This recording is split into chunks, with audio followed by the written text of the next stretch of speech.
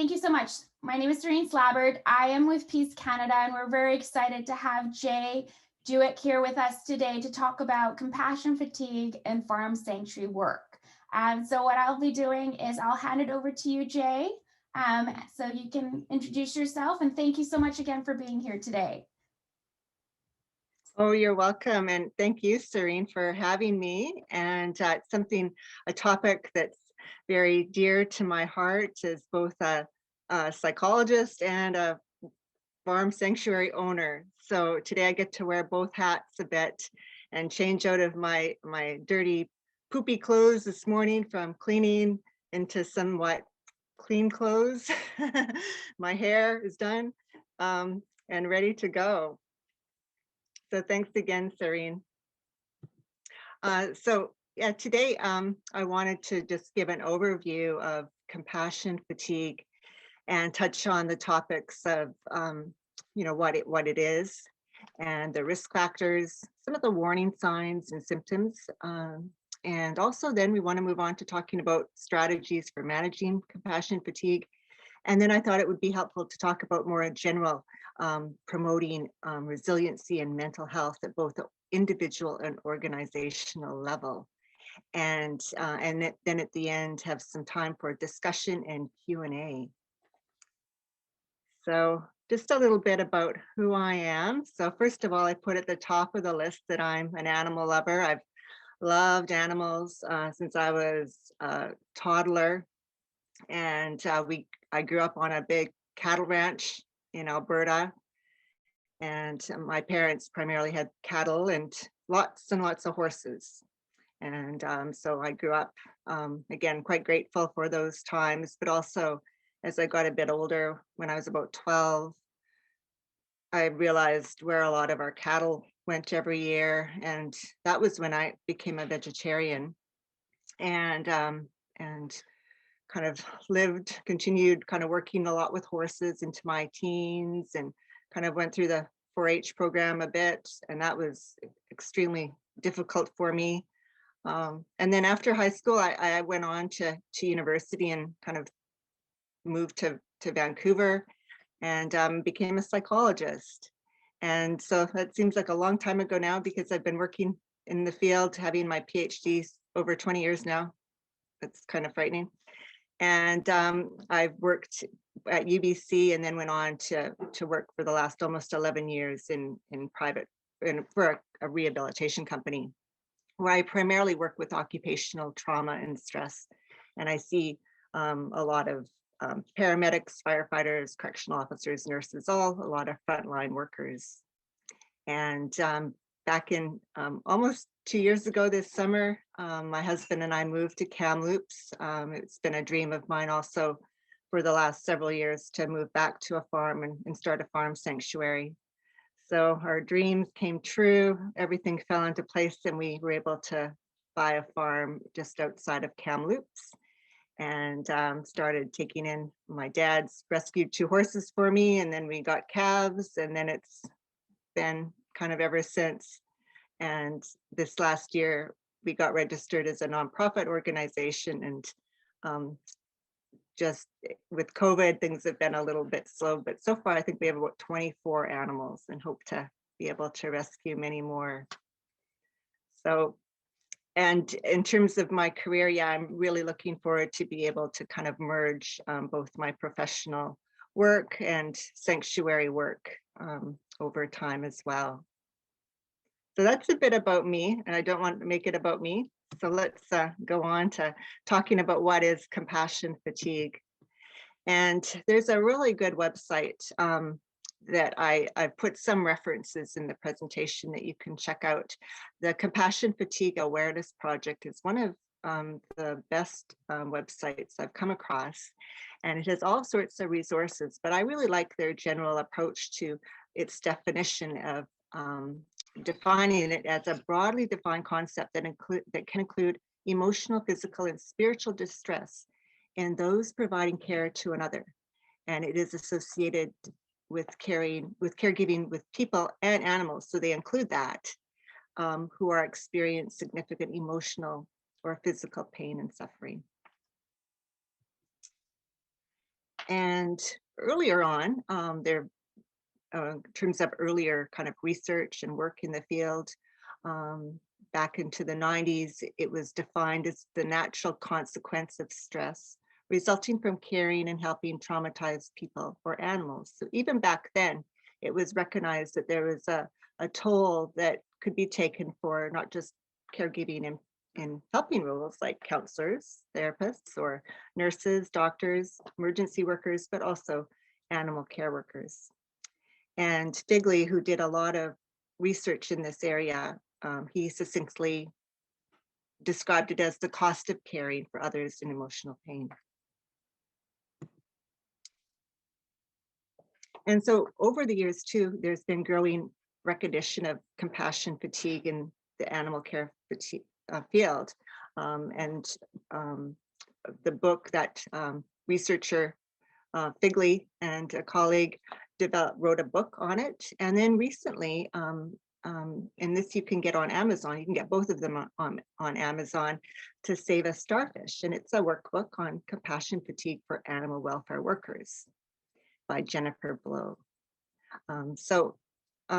There hasn't been, in terms of the research I was doing for preparing for this talk, not so much specific to sanctuary work, but I think all of the information would apply to what we do. And so that leads us to kind of talk about what are the costs of that cost of caring for farm sanctuary work. And I'm sure all of you who are watching recognize that it can be quite stressful at times. We're exposed to stressors associated with rescuing and caring for animal residents from a range of stressful and traumatic backgrounds, abuse, neglect, abandonment, of course, being exploited, and almost always at risk for being slaughtered. And then the times we take in or our animals become ill or injured as they age and as they move into end of life or palliative situations can be extremely difficult. And of course, having to make those end of life decisions and then witnessing their death or euthanasia. So I experienced that last fall with our lovely Esther, and certainly my compassion fatigue meter went up last November after 3 months of taking care of her on a daily basis and not being able to save her. So it was deeply, heartbreaking to lose her, and also quite traumatic in how it all ended or had to end for her. And then, of course, because of the number of animals we take in, we're often faced with loss and death. It becomes kind of part of our work as sanctuary workers, volunteer or paid. We become attached and closely bonded with animals. So it's so painful when we do lose them. And then, of course, there's the stressors with witnessing or having to leave behind other animals in rescue. I put a picture of my little boys, Jeremiah and Isaiah, who were the first calves that we rescued. And I went to a place where I had to pick, because we could only take 2. We were only on our farm for 5 days. And we agreed just 2. I had to leave behind 25 calves that day, and it haunts me to this day. And so that's always, again, a very difficult situation to be in, because we always want to be able to save more. And that creates, again, that kind of moral dilemma, moral injury at times, always that predicament of having to turn away animals. And I'm sure many of you who have maybe more established sanctuaries get contacted on a regular basis and hear all sorts of stories of people in dire situations that need their animals rehomed, and because of capacity limitations or any number of reasons, not being able to take them. And that's always stressful. And then usually, because we're interested in animal welfare in general, we may also witness suffering, cruelty, injustice, all of those things towards animals by being involved in animal activism, attending vigils, even watching certain documentaries and social media footage that has a lot of, again, graphic pictures of suffering and trauma in animals. And that also can take a toll. And then, as you all know, sanctuary work is, well, a lot of work.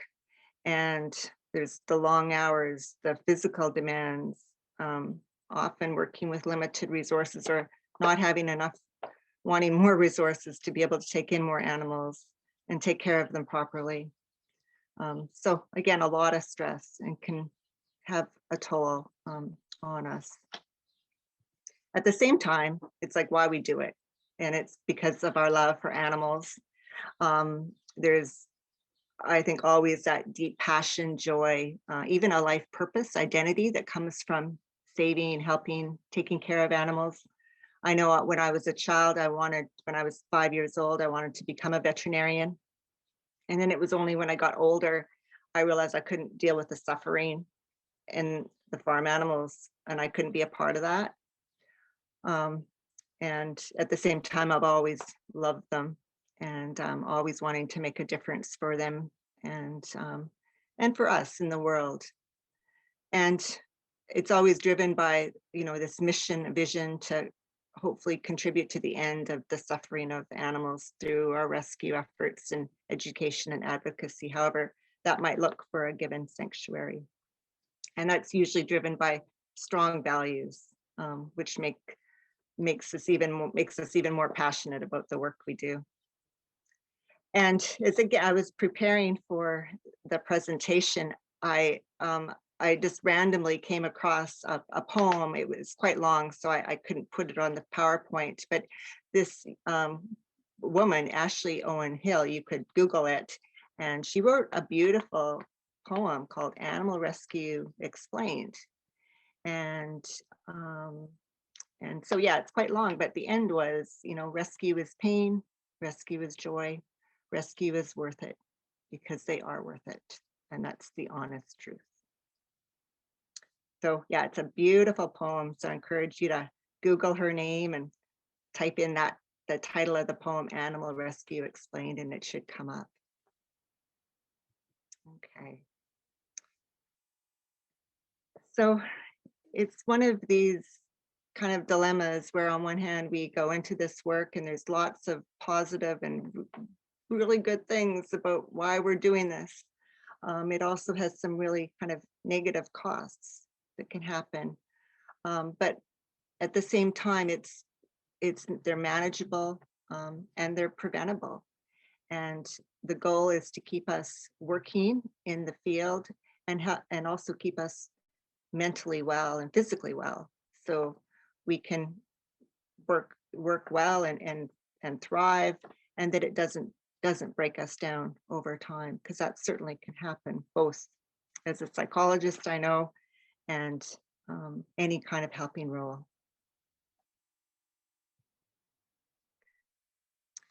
So just a little bit more information about the background of this.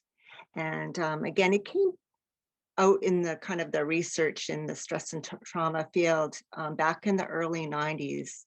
It was specific more to nurses and helping professions like counselors, and recognized that workers were often experiencing what they called burnout, or this secondary victimization. There was something emotional about the effect of hearing people's stories of trauma over and over and over.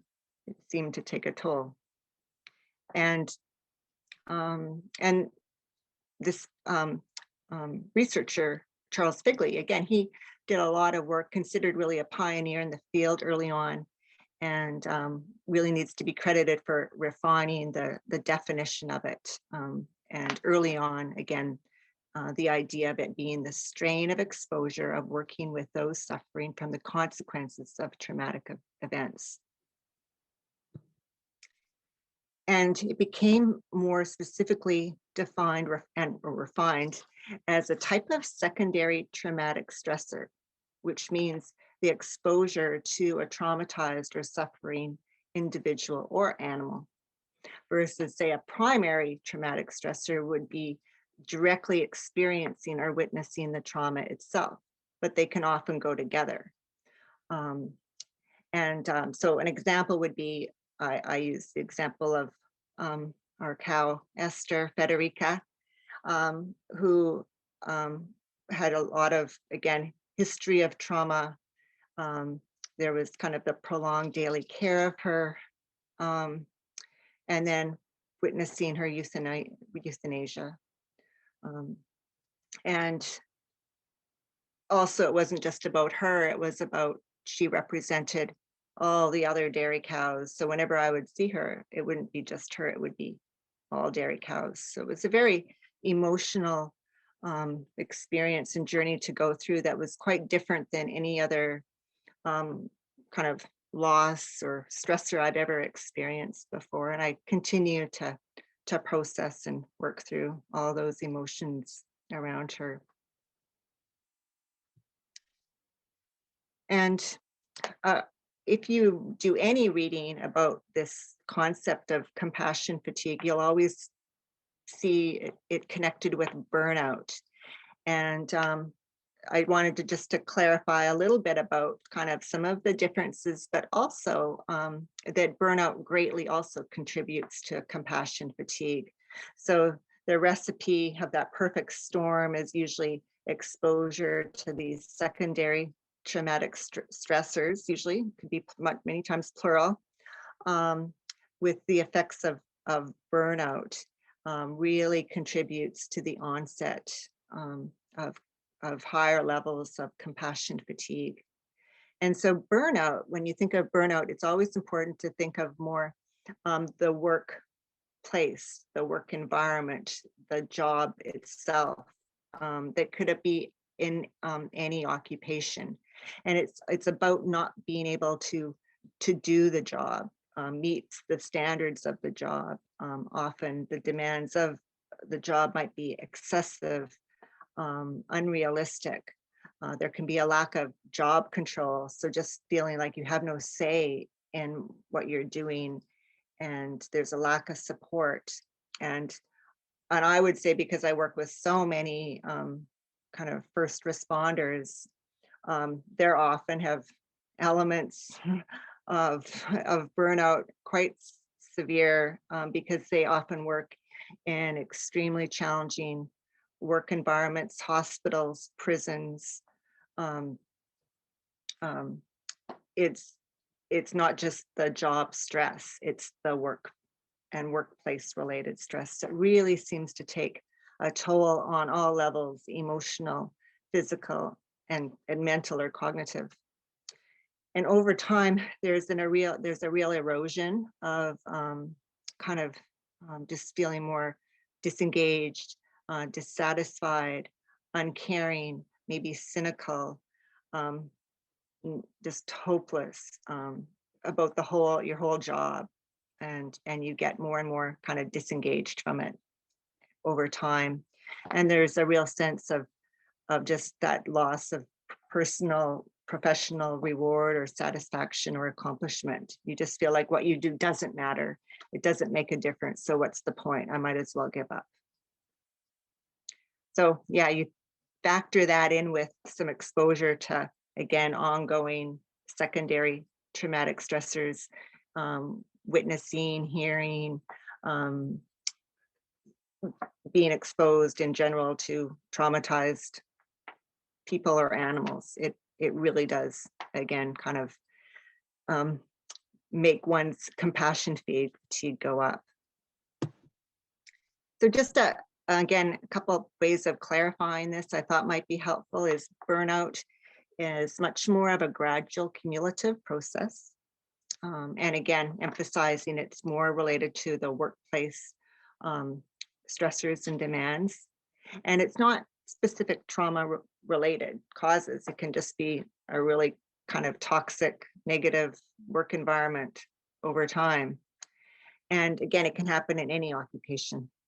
Whereas compassion fatigue can happen abruptly. Again, maybe there's that one incident of exposure to some kind of secondary trauma, or it can also develop over time, kind of that from cumulative exposure, over and over, exposure to these kinds of incidents. And it is always trauma related and specific to caregiving professions or occupations. So I hope that helps kind of distinguish the two, because you'll often hear them in tandem.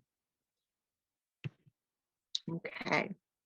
So I wanted to talk a little bit about risk factors for compassion fatigue, because then that leads to also then how to reduce and prevent, again, compassion fatigue from becoming more severe.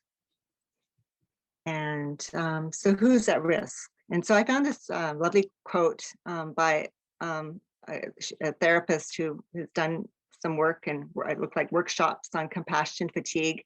And I've also included her, the link for that. You could go and read a little bit more on, it was like the Gift from Within website. They've got lots of stress and trauma information on that one. And she stated that really anyone with the capacity for true compassion, empathy, concern, and caring is vulnerable to compassion fatigue. In other words, the greatest strength you have to bring to your occupation, your capacity to develop a compassionate connection with your clients and, well, animals, is also your greatest vulnerability. So it's kind of like a double-edged sword in a sense, both a strength and a weakness at times. Okay. So when I was trying to also put this together, I wanted to make it kind of clear and kind of a way to conceptualize it. So I broke down the risk factors to compassion fatigue at 3 different levels: individual, trauma, and workplace. And I put it in this kind of funnel picture. It's about as fancy as I could get with PowerPoint graphics, but it's very much my experience too, working with clients all these years, is that as risk factors don't necessarily specifically cause like compassion fatigue or any mental health condition. They're more vulnerability factors. And as those vulnerability factors kind of pile up, you think of that more not just as a funnel, but as a bucket. And as that bucket becomes more full of risk factors, the probability of the compassion fatigue also going up. And I see it more as being on a continuum, and we're all on this continuum at any given time. And it will change over time based upon kind of our circumstances, also with the risk factors. And again, the idea that as the number of risk or vulnerability factors increase, of course, the higher risk, the higher, more severe the compassion fatigue will become. So what are those specific risk factors within each grouping? Okay. So first of all, again, it's kind of described as kind of an occupational hazard as a risk factor, and that it's really common when they've done research on all different kinds of helping professions, that it's really common. More than half of a group of a sample of people will have compassion fatigue to varying degrees. So again, it just goes along with the territory.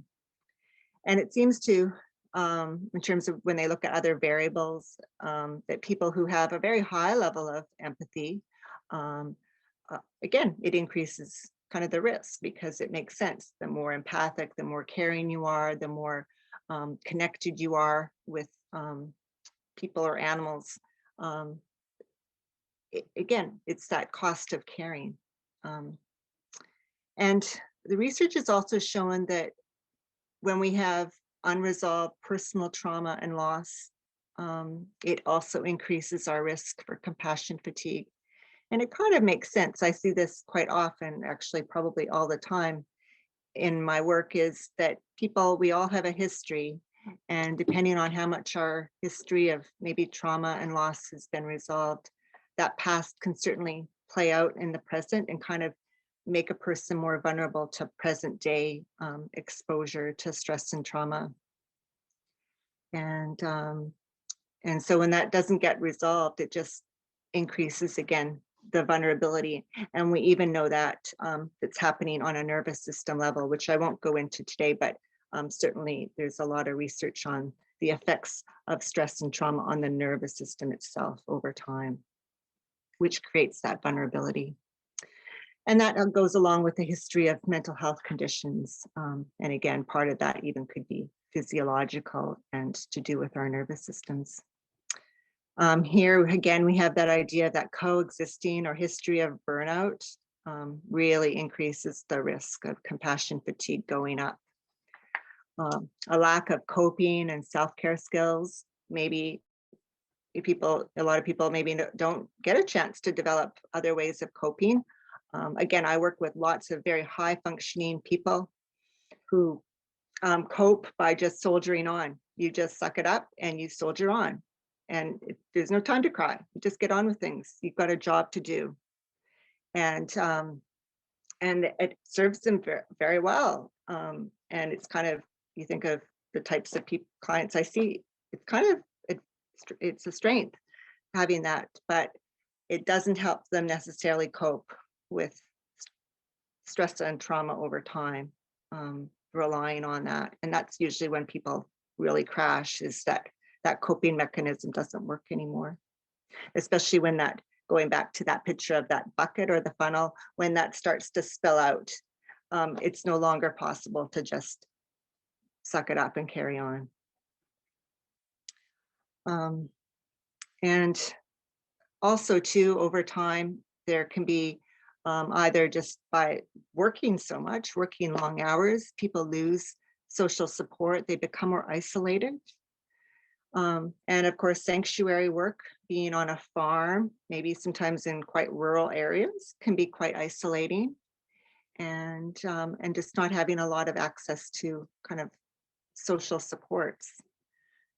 And then because we're human, we have all sorts of other stuff going on in our lives, not just sanctuary work. There can be any number of things going on in a person's life, whether it's family or parenting stress or financial problems, going through illness or injury, and it just goes on and on. So there can be a lot of competing demands.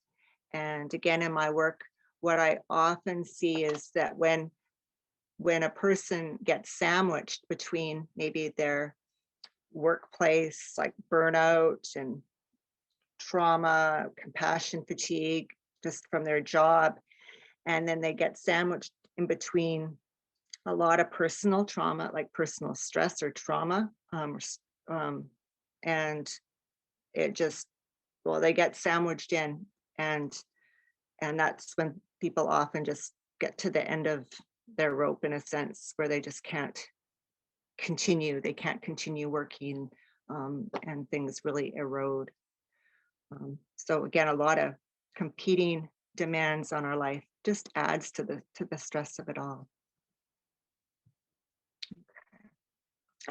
In terms of the trauma risk factors, certainly the level of distress and preoccupation, the focus on the emotional pain and the physical distress of, say, an animal being helped, it's just makes it more emotional, and more disturbing even, and more distressing, can evoke feelings of helplessness, powerlessness, sadness, all of those emotions.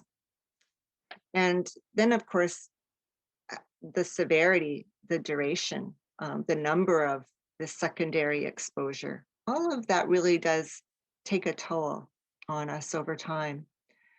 And then of course, when there's a traumatic grief component on top of say the secondary stressor, that seems to really add on to the effect. And I certainly see that with clients who have, say, post-traumatic stress disorder plus a traumatic grief component of a death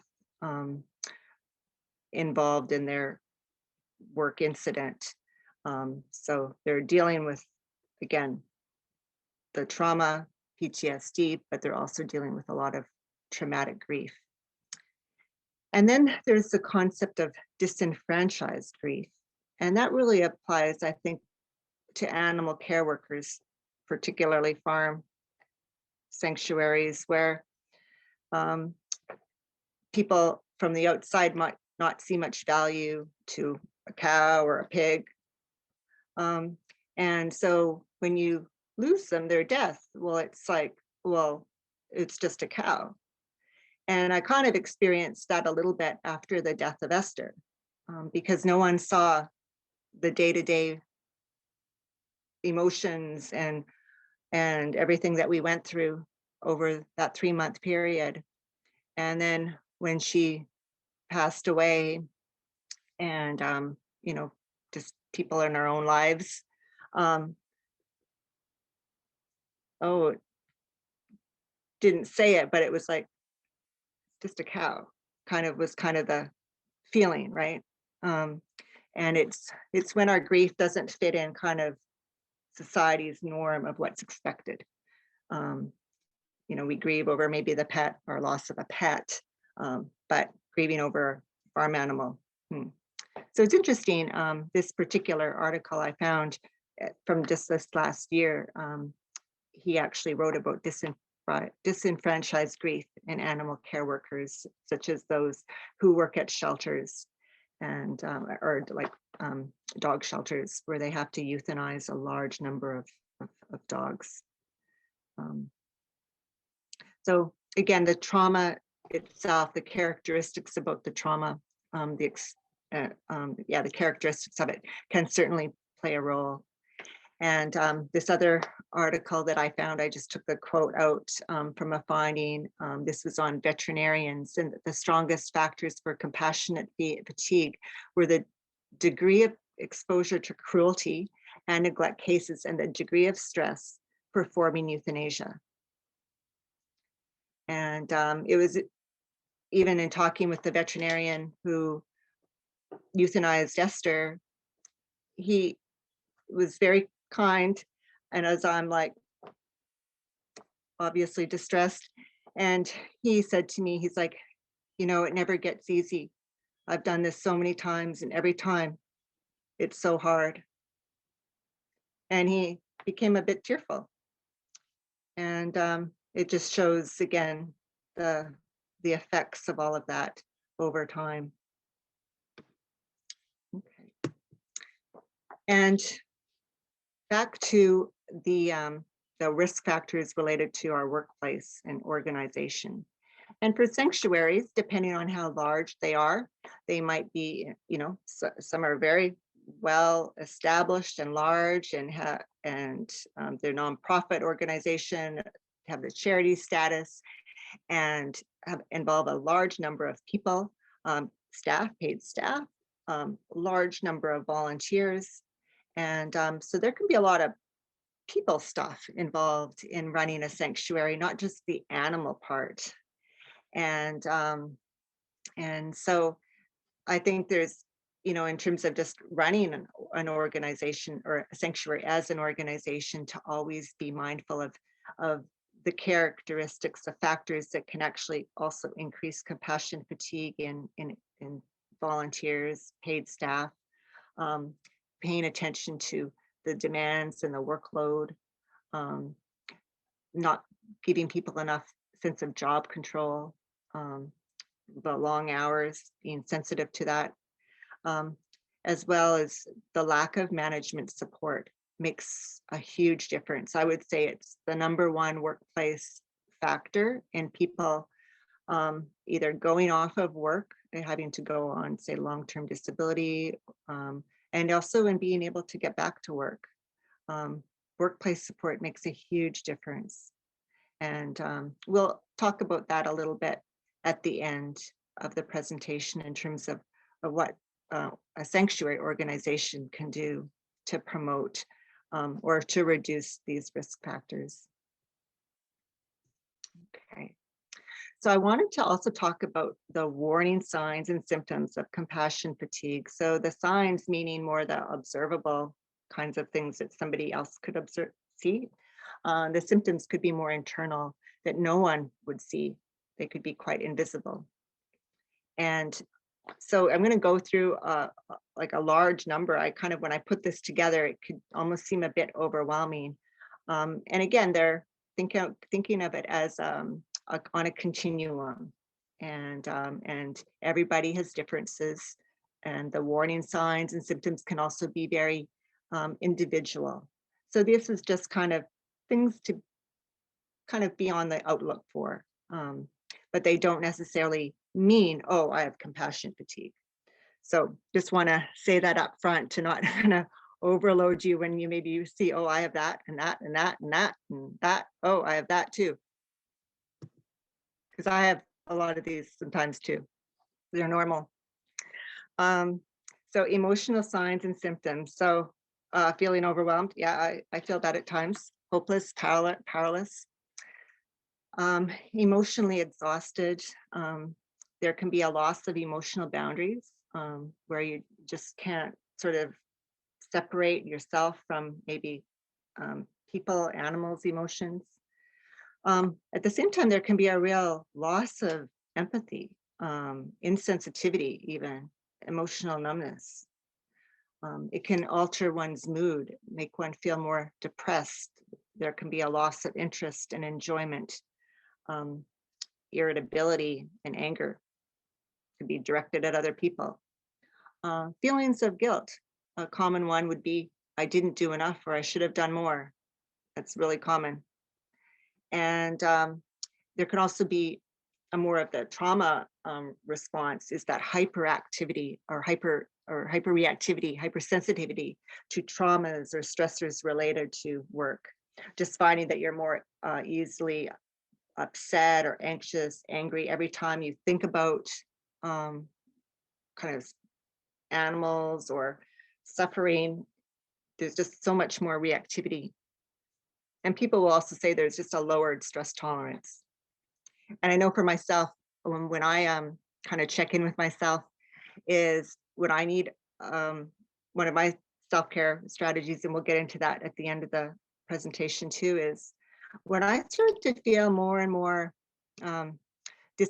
disconnected, or I wouldn't say maybe insensitive. I hope I'm not insensitive, maybe less empathic towards clients. That's my cue. I need to take some vacation days. And for me, that stands out. It's like, okay, I've been maybe doing this for 3-4 months, 5 days a week. By every third month, I'm starting to kind of get a little bit, okay, I really don't want to listen to this right now. And I'm not as attentive, not as present. And I'm like, okay, time for a few days off. And then I recharge and I carry on. So again, it can be quite individual. And I'll talk more at the end about this.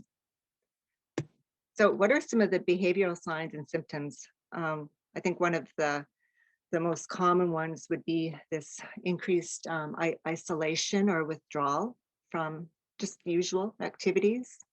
And that could go across different life areas.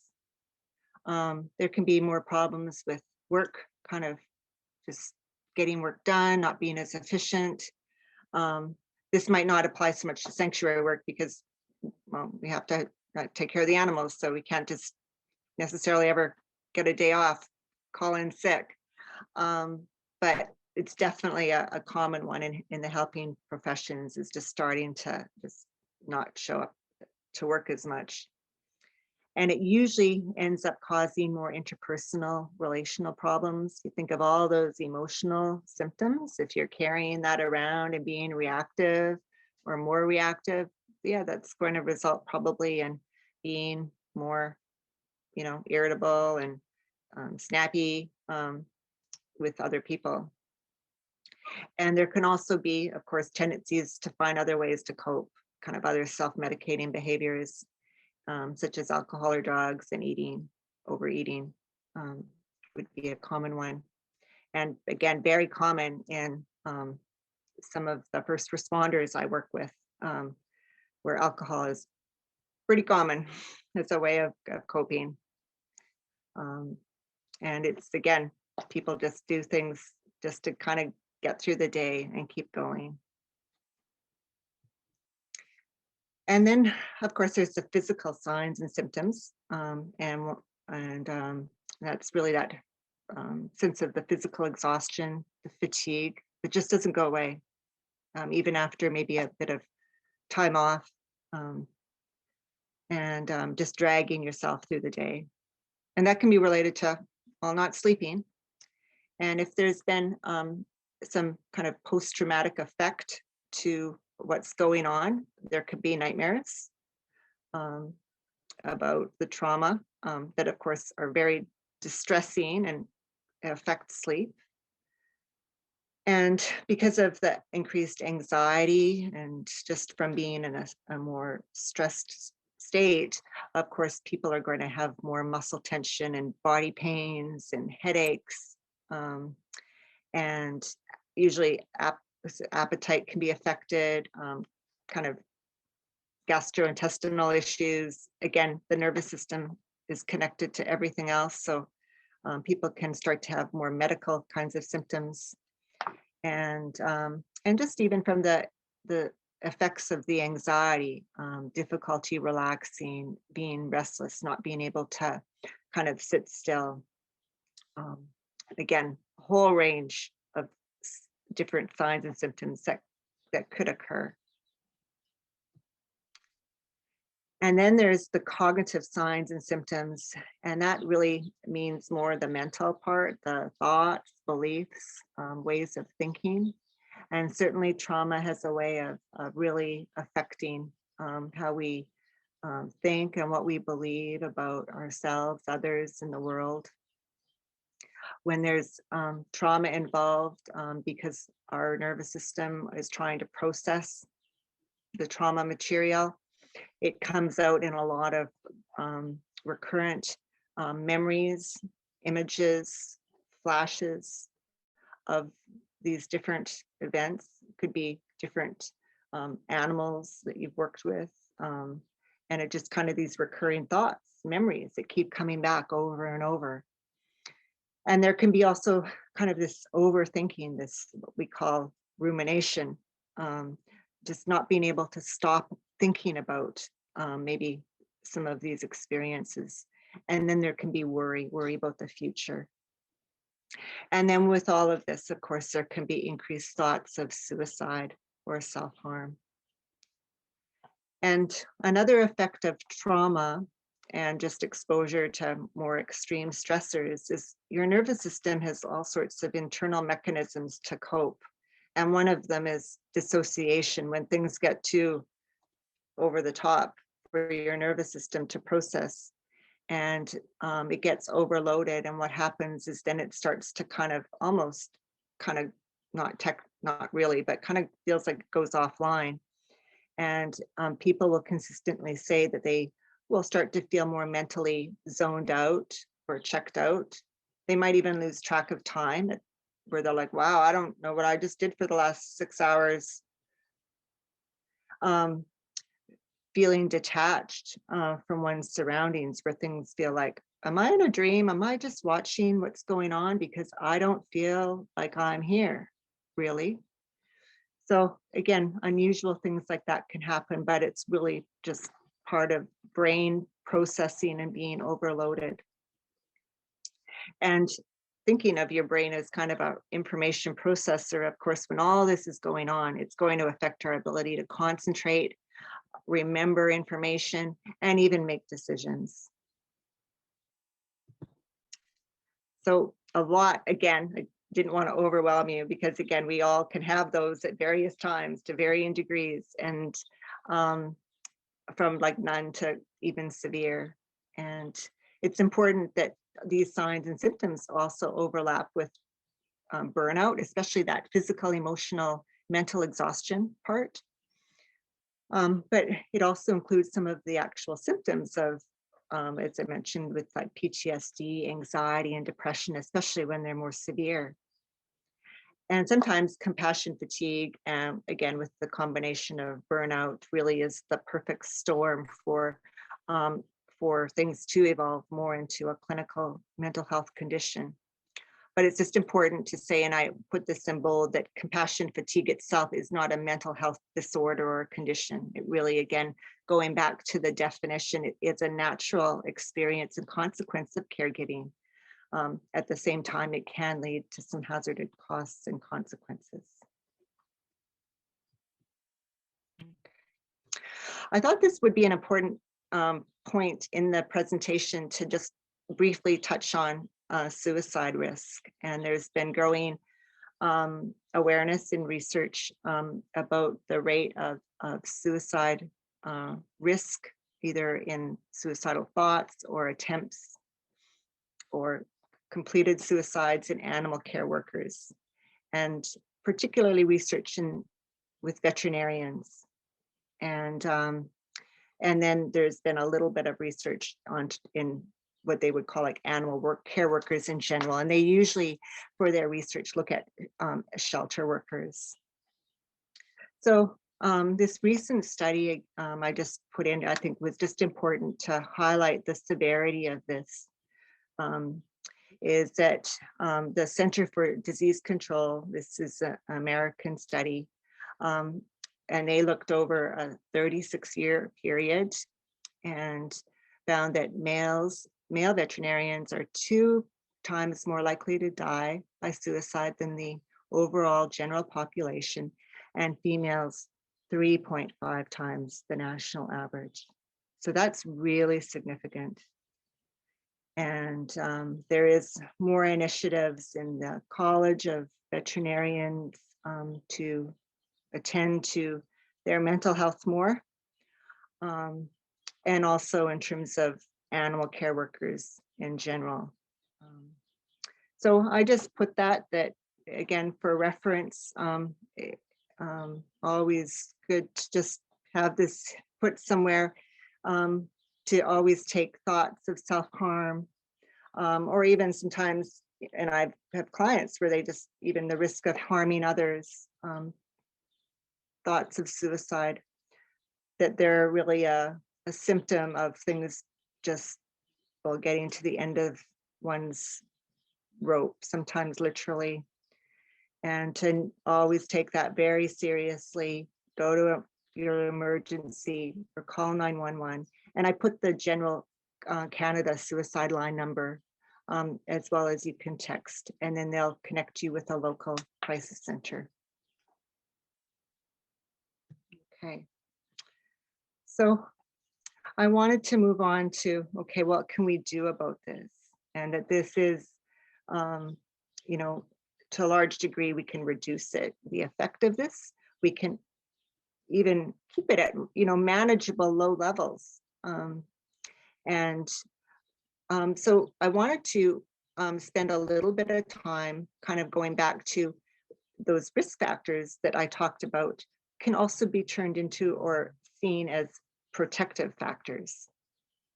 And the more protective factors we can put in our bucket, that are either under our own control or at an organizational level at your sanctuary, can greatly buffer and reduce the severity of compassion fatigue. So I'll talk a little bit about each one. And then before I finish up, I'll go into even more detail about kind of self-care and resiliency for just general mental health. So one of my favorite phrases working with healthcare workers is to care for others, we first have to care for ourselves. And that self-care is essential. And again, working with animals or working with people in a caring role, a common is like, well, I don't have time. I don't have time. There's no time. I don't even have time to eat. I don't have time to sleep. And that's very true. There are huge, again, demands, time, resources, all of that on your shoulders. At the same time, the onus is still on us to take care of ourselves. And that means, again, all sorts of things. And again, a lot of things that are under our control to do. And we can also strengthen our own coping, resiliency, stress management skills. It just takes time to do that. As I'm kind of had brought up before, the importance of addressing unresolved past trauma or loss or other life issues or stressors going on, because it's going to make it that much more, it's going to make the effect of compassion fatigue even more severe if that's going on. And again, we're all human, and we all have them to varying degrees, and only we ourselves can kind of take care of them. We can't maybe obviously change what's happened in the past, but we can work through what has happened to be able to move forward, and so that past stuff doesn't affect our present and future functioning. And as a psychologist, it's easy for me to say, oh, just seek professional counseling. I know it's not that easy, and there can be a lot of stigma, embarrassment behind it, and it can be a huge barrier for seeking help. But sometimes we just can't do this alone. Another kind of concept that's come out in the research is around the idea of compassion satisfaction, going back to the reasons why we got into sanctuary work. The positive aspects of helping or caregiving, the fulfillment, the personal reward, the satisfaction, meaning, all of those things. And the more we can strengthen that and remember that, it really can help to counter the effects of more the negative aspects of caring or compassion fatigue. And again, at the end, I'll give you a few ideas about how you can build and reinforce your compassion satisfaction. In terms of this one, in terms of the protective factors around trauma exposure. So with sanctuary work, or again, with the clients I see, trauma exposure is part of your job. It just goes with it, sometimes daily with some of the people I see. And at the same time, though, there is some control over outside of work, what we expose ourselves to. And sometimes even at an organizational level, being able to sometimes reduce some of that exposure, right? And so a common one for us, and what I've made a personal decision to, is not eliminate, but I've greatly reduced my exposure to reading stories of animal cruelty, video footage on animal suffering. It's not helpful for me. I can't do anything about it. I know what's going on. I don't need to see another cow being slaughtered. And all it does is it's exhausting, and it's disturbing and traumatizing, putting that kind of graphic images into my head. So I made again, for my own self-care, personal decision just to limit that. Doesn't mean I'm completely blind to it, but I greatly choose and pick what I'll watch. And I think another important point that in trauma or stress that goes along with kind of the territory is it's normal to experience emotions. Like we're human. And sometimes we see or are exposed to things that are beyond what we're really supposed to see. And it's really important to acknowledge and have ways of processing those emotions and have a plan how to cope. Again, can greatly mitigate the effect of the traumatic experience itself. Okay. I found this other quote that she said it so well, I just thought I'd just quote her, because I think it's really relevant for sanctuary workers. Is on one hand, there's this reality going on, but we also have to accept our own limitations of being human. And as much as it disturbs us that we can't save every animal, I couldn't save Esther. though we did save her from far worse demise, and we gave her a good life for 3 months. And other people involved, like Serene and her rescue, we made a difference for her. And as this counselor therapist again wrote, we can make a difference for every animal, one at a time, and to remind ourselves of the job that we're doing every day. And if we kind of take on the whole world, it's too overwhelming. So at the end of the day, one of the things that's been helpful for me in processing all of my emotions around Esther is the fact that we got to let her step on grass for the first time in her life. She got to live in our front lawn overlooking a river on like a quarter of an acre lawn, eating green grass all fall. She got to meet different animals. She didn't get to meet the calves, unfortunately, because of her own health issues. But we gave her the best possible life and the best veterinary care we could for those 3 months. And we did make a difference. And that's been very helpful for me in being able to move forward from that. And I also just want to say too, and I've used the phrase because I do this with clients, is around, don't be a lone ranger. I think a lot of the people I work with are, kind of like they are heroes, right? There are paramedics and our firefighters and all those amazing people they are. And they want to go in and save people. And we're like that with animals. And we don't want to be the lone ranger going into these situations. And it's really important to be able to have support, whatever that might look like for you, and whatever you need, including maybe counseling when needed. Okay. And the workplace as an organization can also do a lot to protect and buffer the effects of compassion fatigue. And I found this really well put together picture from the Humane Society in the States that organizations could put up in their work settings, office settings.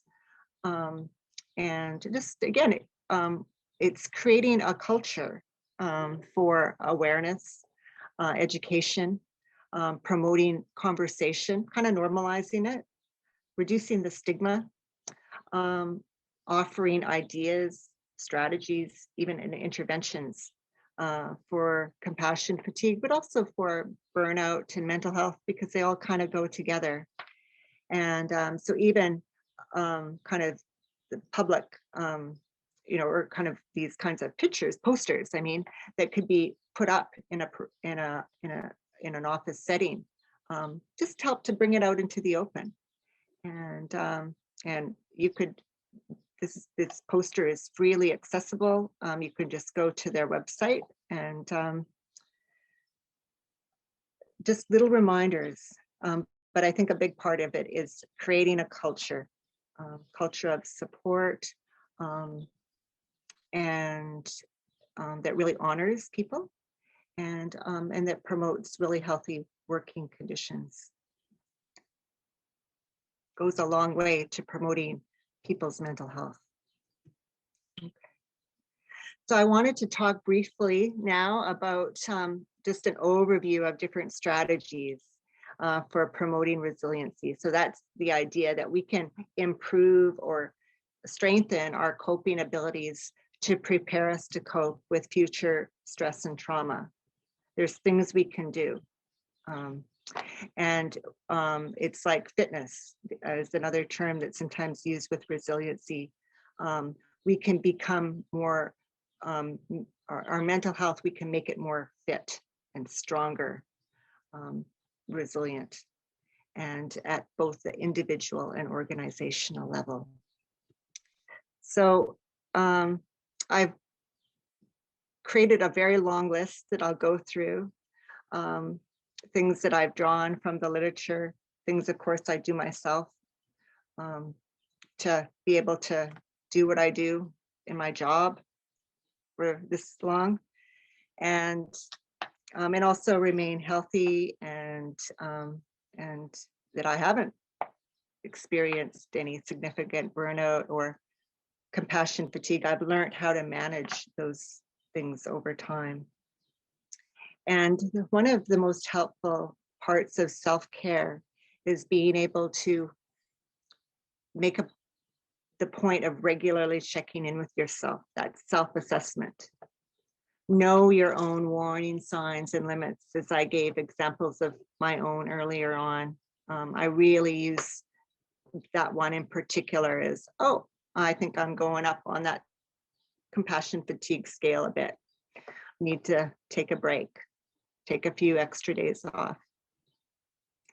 And the importance of scheduling time for yourself. So it's like, again, time, who has time, right? Running a sanctuary.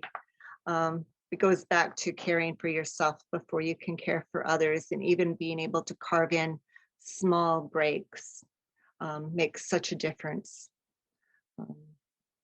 And having outlets for emotions and thoughts, experiences. And again, that can look very different for people.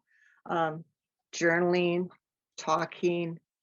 For some people, it's exercise, just going for a walk, going for a drive. It could be any number of things, but know what outlets you need for those emotional experiences. And ensure, again, it seems like adequate rest and sleep is probably, some of you could be rolling your eyes. What does that mean? When you're caring for a sick animal through the night. And so not always that easy, but paying attention to that, and being mindful of the importance of rest and sleep, and sometimes problem solving about how you could build more of that in.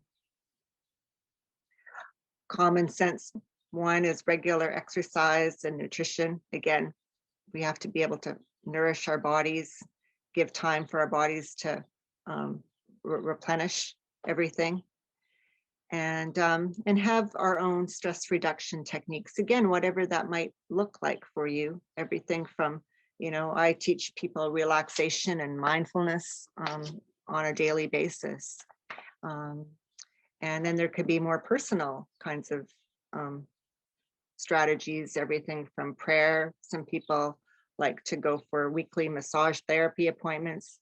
Whatever works for you, but the importance of being able to carve that in. And again, working with people who work, 12-hour shifts, 4 or 5 days in a row, and then they crash for 2 days, and then they have a day of okay, and then they start over again, as healthcare workers do. And it's really hard. And then they might have children on top of that. And then they have like other family responsibilities, and they have to sort of clean their house once in a while. And it's a lot. And so you can be pulled in all these different directions. And it's really hard to make time for yourself. But I even encourage even 15 minutes a day. We can all do something 15 minutes a day. Makes such a difference. If any of you are interested, there's actually a free online self-screening tool to measure compassion fatigue, and that includes both components of burnout and secondary trauma and compassion satisfaction. And it's the Professional Life Quality of Life Inventory, and they call it just the acronym ProQOL. So there's the website, and you can go and check that out. It's actually also got lots of other resources on that website as well. And then there is again, just in the research I was doing, another kind of compassion fatigue specialist, her last name is Matho. I think her first name might be Carol. And she had an interesting exercise about, every so often, whether it's weekly, at least monthly, you want to check in with yourself and even rate yourself on a scale from 1 to 10 in terms of that compassion fatigue. She used the rating of like from the worst you've felt about work to the best. And where am I right now? And then kind of know when you're at a 3 or 4 or a 7 or 8 is kind of like, uh-oh, warning sign, better take care of myself, better get it back to a 3, 4. Because it's not always going to be 0, right? Life, again, we're on a continuum all the time. Our job is to kind of keep it in that manageable range so we can function well and take care of ourselves and the animals that we take care of and people in our lives. Okay, some more individual strategies. Again, the idea of taking time off. And again, some of you might be laughing. And I can say since we've moved to this farm, July 2019, I've had one day. We're away one night. Like it wasn't even a full day. It was like we did morning chores. We went to Vancouver, stayed overnight, came home the next morning, and then I did chores that night. So I had one day. So I totally get it's not that easy to just, and so I focus more on taking more half-day breaks regularly on the weekend. And then I use my vacation time and try not to just use my work vacation time to just work and build in some other things. For me, it's been helpful too to have a bit of variety in my work. I do mostly treatment, like 75% treatment and a quarter assessment work with first responders. So it gives me a little bit of variety. It changes my workload. It changes my emotional demand. And I also work really hard at trying to maintain my work-life balance, which includes having some things outside of my job at working with people and to working with animals. So for myself, I love running, and my husband and I do a lot of running, and so that's my thing. That's what I do outside of my work. And I also like to do kind of creative things. Might not be so great at it, but I like it. It's fun, and fun is, well, for the sake of having fun. So that helps too. Those pictures that I've been putting on, they're not paintings that I did, but they're pictures from a phone app. So that's about as creative as I can get, but I really like doing stuff like that. So it just gives you some ideas of, again, things that you can carve in just even a little bit. And again, the challenge of maintaining enough support, always it can be a challenge, and it can be quite isolating, as I mentioned. And again, I'm always an advocate of seeking professional support sooner than later. One of the things I do, and one of the things that is recommended in general self-care for helping professionals, is to develop some kind of ritual to help begin and end your day. And I know it doesn't always work that well or neatly, perfectly with animal care, because you could be having to go out to care for animals throughout the day, into the night even. So the boundaries can be harder, right? You don't go to a workplace. Like I go to my office, and then at the end of my day, I, as I close my computer, I make that transition as I get into my vehicle and drive home. I'm no longer thinking about work. I've turned the light off. I'm gone. And then I don't think about my job until I'm back in my office. The next morning, I open my computer, and I might do a little bit of, try to do a bit of kind of meditation, prayer, bit of journaling, and then I start my day, my work day. I put on my psychologist hat, and then I don't think about, usually, I do worry at times a little bit about animals, but I'm pretty good at having them compartmentalized. And then when I get home or when I finish work that day, same thing, I switch off. And I found actually a kind of it was a pocket card that helps give some ideas for how to become better at switching between work and work off, work on modes. So it takes some practice, and but really can help again create that separation.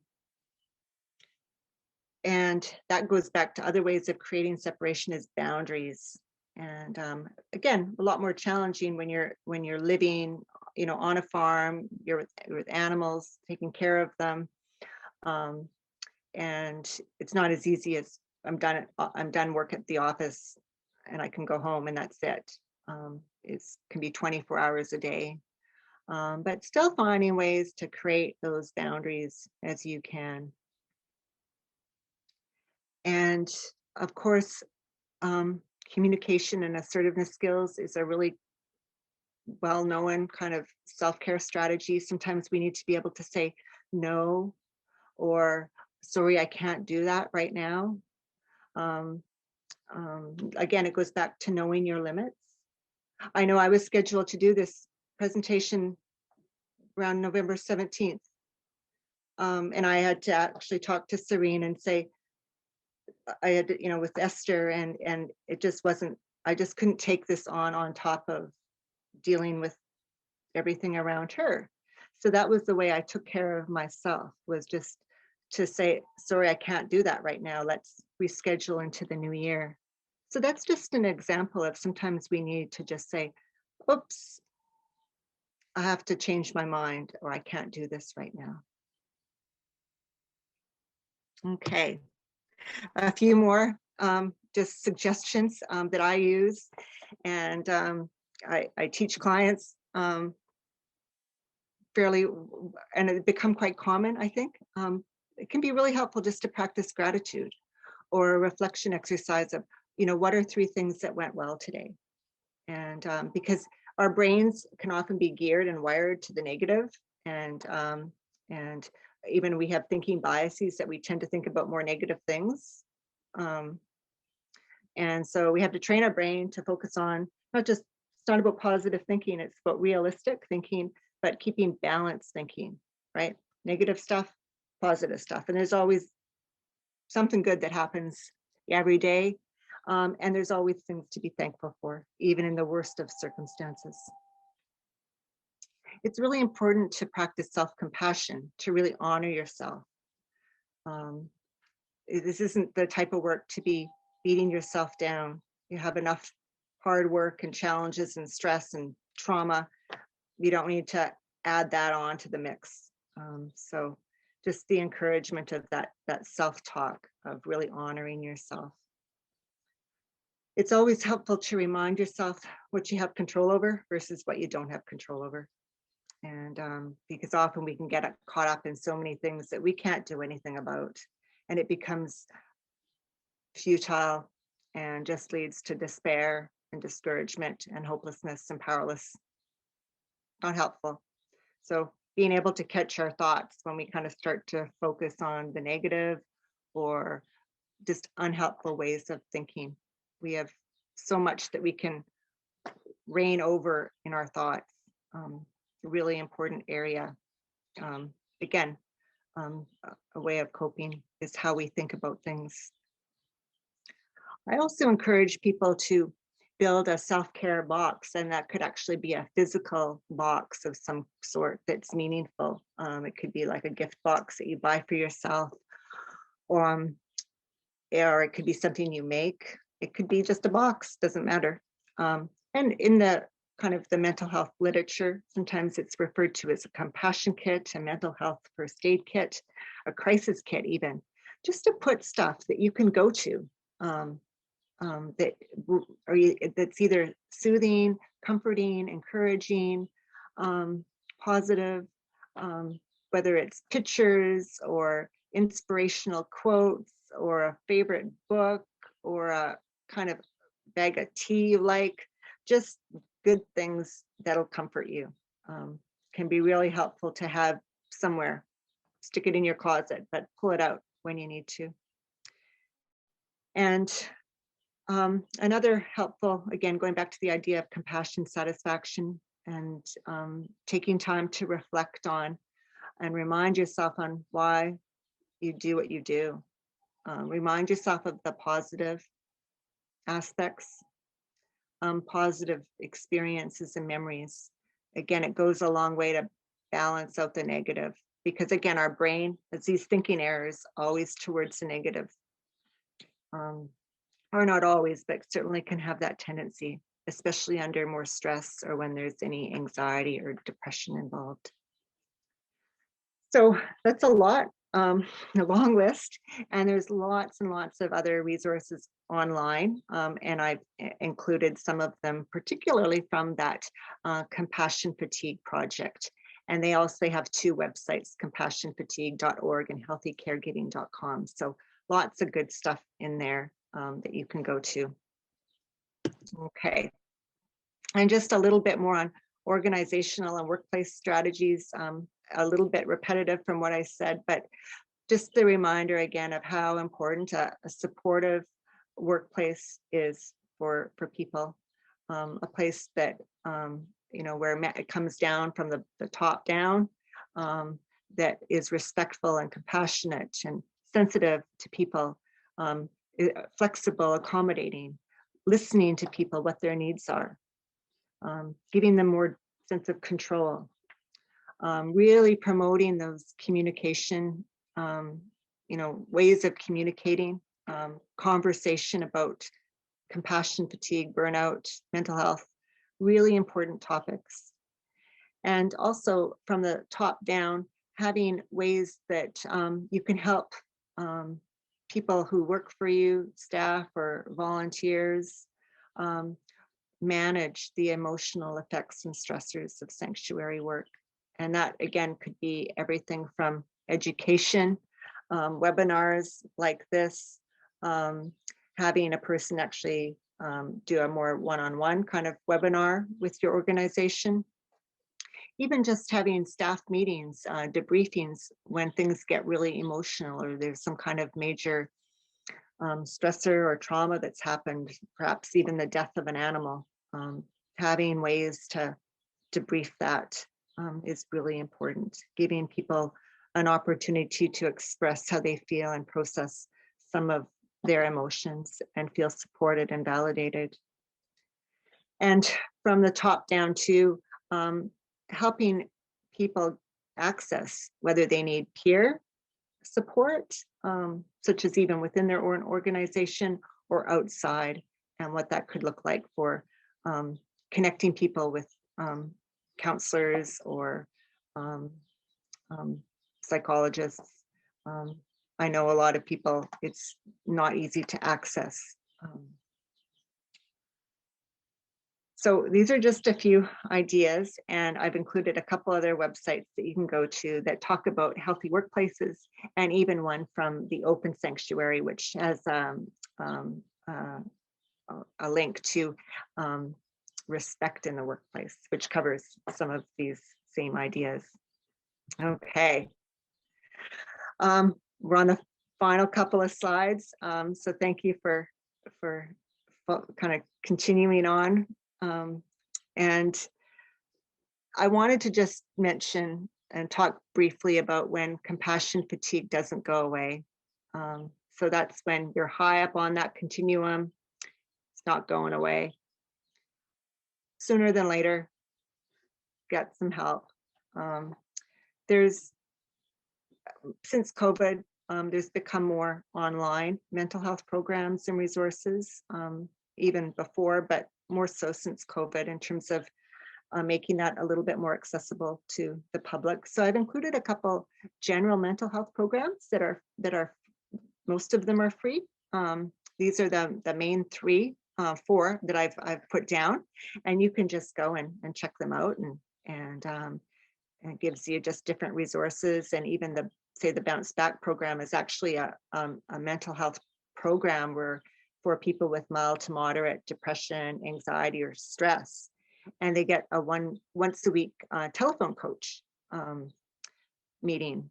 And so again, it's not one-on-one kind of with a therapist so much, but it is somebody who can guide you through going through a series of modules, and it's free.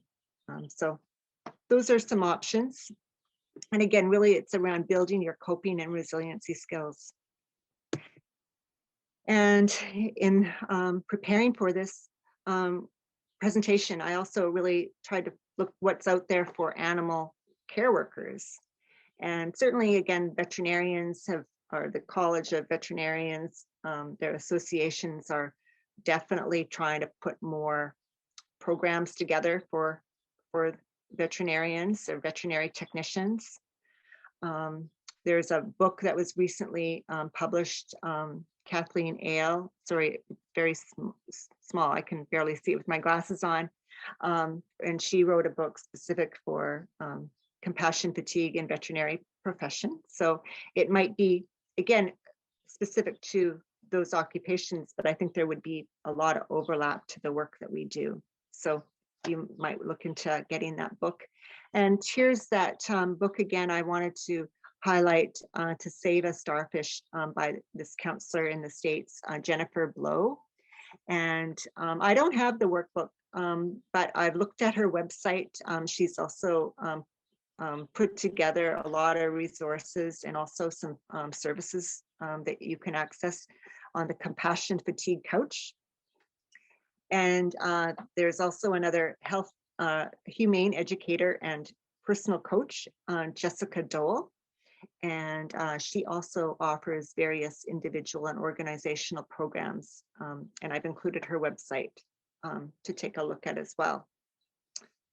So I think we could be close to the end.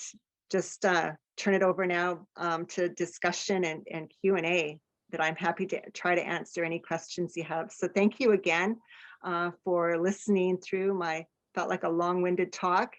And but feel free to ask any questions. And I can also provide the references to all of this and more. If you want, you can just email me, and I just put our sanctuary email if you do need to contact me or would like to contact me. Thank you so much, Jay. Yeah, what we'll do is I'll possibly get the slides from you, and we can include that with the links. And we can also include it in the description part of the video, if that's okay with you. Sure. We did have one comment here when you did talk about some of the stressors, and we did have somebody say, yeah, I should have done more is a very big one for them with regards to feeling that guilt that comes along.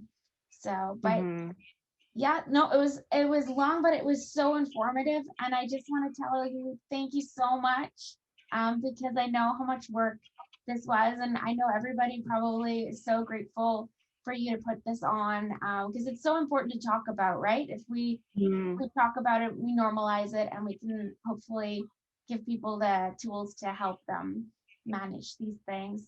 Oh, there's somebody who's asking, do you take remote clients?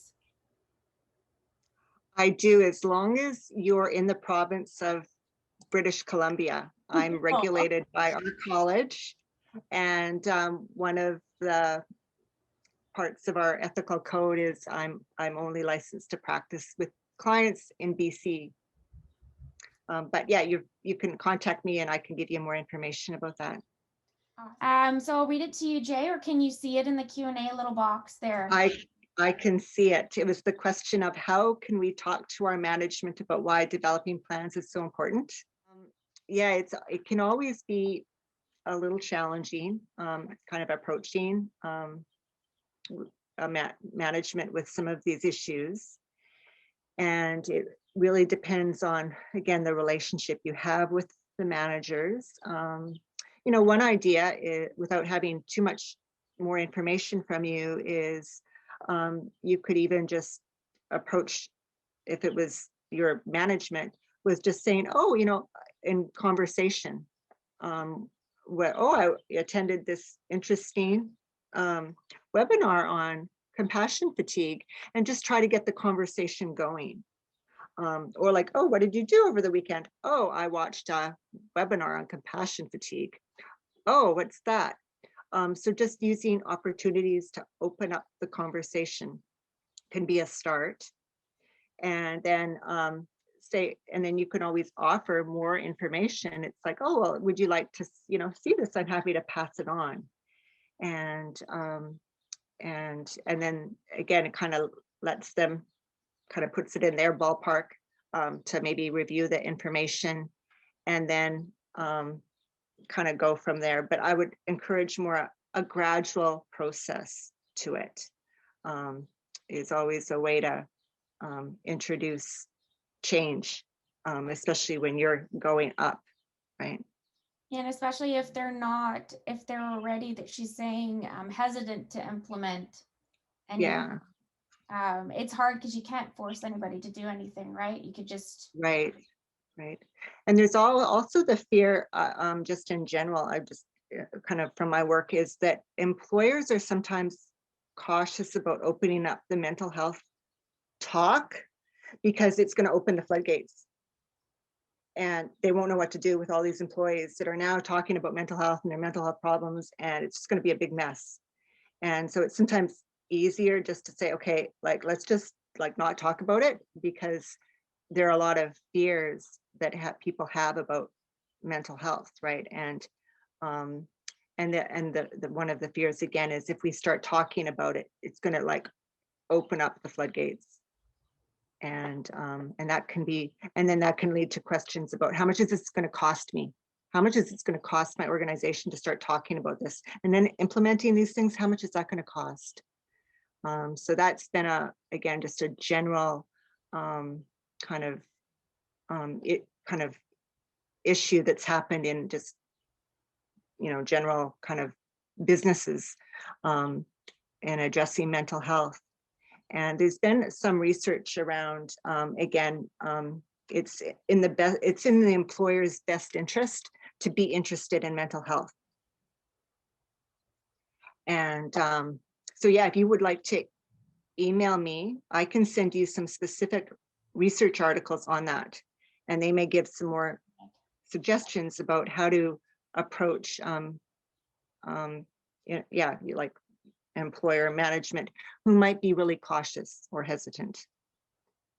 How can you be supportive of a sanctuary operator who has experienced multiple losses over the last few months? Mm-hmm.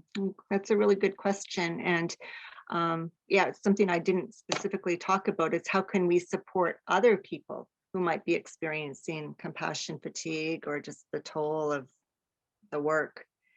And I think probably the most important thing that we can do is to be a friend, and to just be present and available, and just to remind that person that you care and you're thinking of them. Your heart goes out to them, and if there's anything you can do for that individual, I'm here for you kind of message makes such a difference. People grieve in all sorts of different ways. Sometimes people really kind of withdraw and they need just time. And if you're too forward, it's just too much. So really listening to what a person tells you that they need is so important. And not to make kind of assumptions about what that person needs, other than being caring, empathic, and compassionate, and then let the other person kind of guide the conversation for what they do need. And depending on the relationship you have with the other person, that's when you can say, well, if you're interested, I've got this information I'm happy to pass on to you. It's just being sensitive of the timing of that. Thank you, Jay. I hope that helped. It's very hard in those situations to know, because it's so individualized, right? Mm-hmm. Um, Yeah. Okay. They said thank you. You're welcome. I hope I answered it. So if we don't have, we'll wait a couple of seconds more, but thank you so much again, everybody, for attending. And thank you so much, Jay, again, for coming on. And You're welcome. I hope everybody has a wonderful Sunday further. Go out and get some sunshine or play in the snow, whatever you're doing. It's a self-care. Self-care, right? So whatever works. Well, and watching this was self-care. Yeah. So thank you everybody for taking the time out of your busy day to watch this. And I hope you were able to take away some points from it. It's amazing. Yeah. Also just the feeling of that you're not the only one going through it, right? So it's great. So thank you again and hope everybody has a great day. Bye. Thanks, Irene. Bye.